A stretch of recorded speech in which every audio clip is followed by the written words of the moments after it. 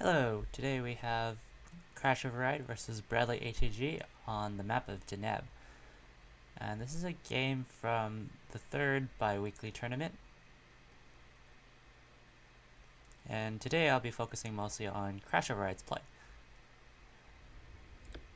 So you can see he's gotten a... he's going fact first, but he's doing a one metal fact first. On Deneb we only have 3 metals in the starting location, so that might be a factor.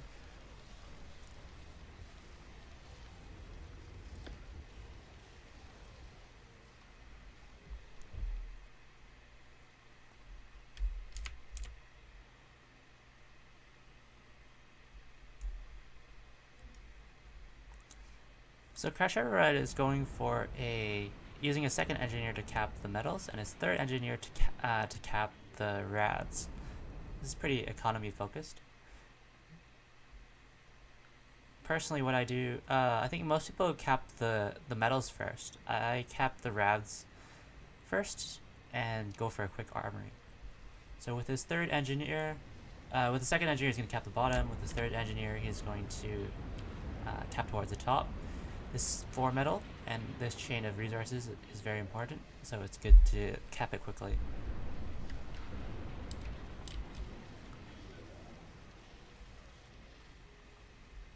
Building a fast Smarty in this location, very fast. And the Pan Scout after 4 engineers. So with his 4th engineer, he builds a Smarty besides the generator. You can see Bradley doing the same. I like this positioning better. Oh, the creeps are shooting Bradley's. He pulled the creeps. That's unfortunate. If you look at the income tabs, we can see CrashOverride is slightly ahead. CrashOverride just starting to cap the 4 metal. But why is he ahead? Oh, okay, Bradley is a little bit late on capping these metals, so that's why he's a little bit behind.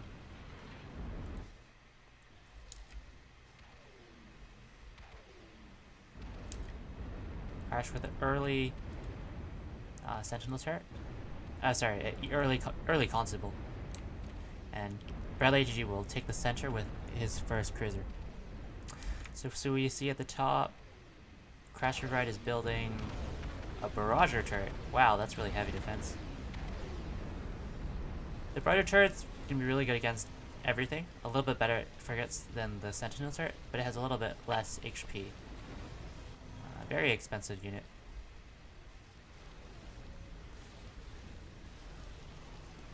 What I'd like to see from ATG on this side, ideally, he would have what he could do if he had scouted this. If he had a Smarty here, an extra Smarty here, and he could use a Pan to scout and use a Artemis or 2 to start nailing down these defenses, which would be a big loss to ATG. Having these Smarties are really important. And we see it was a really fast artillery post, already finished, able to shell away at this army from BradleyATG. Anytime where you have artillery that is killing ground troops, the artillery will pay for very quickly. This artillery, even if it didn't kill anything, is very good because it covers the center, which is an important location. You see, it's in fact CrashOverride taking out the Smarty.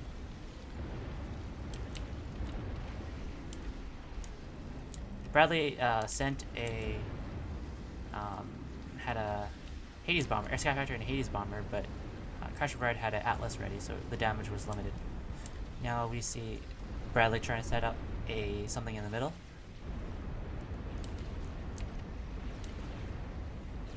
But this army from CrashOverride is gonna easily crush through it. It's interesting to see CrashOverride chooses not to build any Apollos, even though he saw the air from Bradley. That's fine, he has Atlases. And getting up another artillery post. You see the income actually is now way in favor of BradleyATG.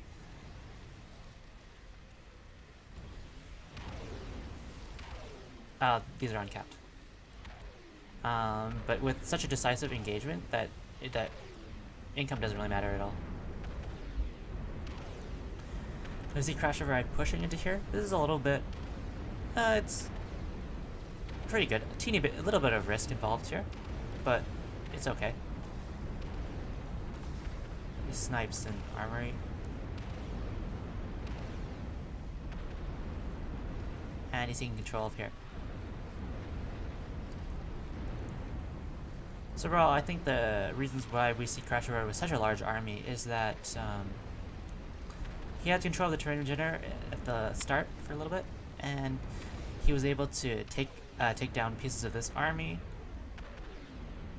with his artillery posts, and he had this decisive engagement down here where he pretty handily defeated Bradley's forces. Oh, I like this. His CrashOverrides, he's taken his excess engineers and brought them back to armor production. This is really good. It's better than building more armories because there's no startup time. And also, another advantage of having less buildings with sped up production is that there's less money banked inside constructing units. So you get them out a little bit faster. And we see CrashOverride is barreling in. This game is basically over. And Bradley taps out. So in this game, this artillery point was very good. And another factor that led to CrashOverride winning was his ability to set up this point uncontested. He was able to take out Bradley's Smarty here, and Bradley had no contesting artillery posts this whole game. Also, with a artillery post over here, CrashOverride is able to deny Bradley's income over here. So, in addition to zoning out the units, so this is just this kind of position is dominant. And that's about it. So I'm guessing if I were to think about a counter strategy for this build, I would think with the first armory, you'd want to make a Artemis with your first or second cruiser and bring it up to the top. However, because both these locations, here, and here, these are all possible locations for fortification. So I think on this map, Deneb, it probably is important to have an early scout. So I do like CrashOverride's decision to make to get a pan after the 4th engineer. I think that's quite good. Maybe even pan before the 1st engineer. It's possible. And the other strategic consideration is the Sky Factory. I'm not sure about the Sky Factory, to be honest, because even though it's good at cleaning out frigates, in here the air got totally shut down because Crash had just really tip-top defense. You see, as a constable here, had an Atlas here, and a constable back here. Good stuff.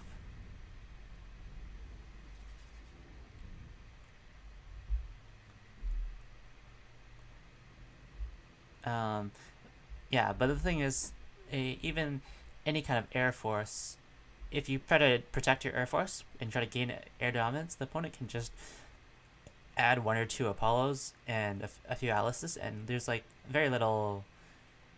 There's very little your force can do about it, and they can even add a few. I don't think they even need to get air of themselves. They'll just roll up the center and kill you. So, I think air is viable, but it's not as good. Although the early macro is very important. And without taking too much longer, so I think if you get if you can get an Artemis here, if you can scout with your pans, and then get an artillery cruiser up here, I'm really interested in finding how to beat this strategy because CrashOverride beat me, and I think he beat Shimbalama on this map as well. So it's obviously one of the cutting edge strategies on this map. But in order to know to bring the Artemis, you'd have to have a fast pan scout. So I think pan after 3rd engineer, or pan after 4th engineer, and bringing up a quick Artemis before he is able to get his first Athena. So when he gets the Zeus, right, you'll still have a Smarty here. Maybe you can even upgrade the Smarty. We'll definitely get that for a second one. And use the Artemis and the pan to shell down, to start chipping away. That damage early. The longer you can fire with your Artemis, the better. It's just really good. And then at the same time, you can set up your own artillery. I don't like this position. I think this is a little bit risky because under the fire of this, I prefer a position here. Or here is a consideration. I think the best spot in this kind of scenario is here because it protects the middle. It's out of range of the back artillery, and it easily sieges up all this area, and you can advance this way. So I would consider here or here as artillery locations. Yeah, that's all the analysis I have for today, and thanks for listening.